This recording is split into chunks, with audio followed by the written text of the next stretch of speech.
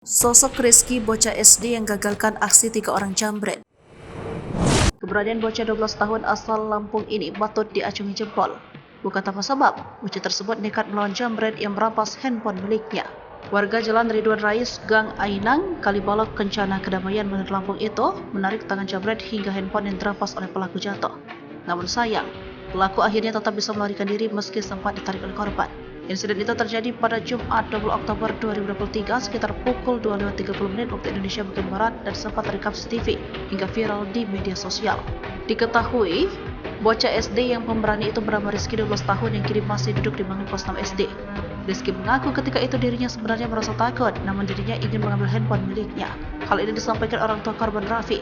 Raffi melanjutkan jika sang anak terlalu berani sehingga tidak berpikir panjang. Usai kejadian ini, sang anak, kata Raffi, mengalami luka di bagian bahu dan kaki karena terjatuh ketika ingin mengambil HP miliknya. Terpisah, Fendi mengatakan jika peristiwa penjambretan ini terjadi pada Jumat 20 Oktober 2023 sekitar pukul 2.30. Kala itu, menurut penuturan Fendi, dia sedang berada di rumah dan awalnya dia tidak menaruh curiga pada pelaku yang menghampiri korban. Fendi mengatakan sang keponakan langsung mengejar pelaku dan dia pun turut mengejar. Fendi langsung berteriak ketika dia mengetahui pelaku berhasil menjambret. Beruntung HP yang dirampas pelaku berhasil diambil oleh Fendi.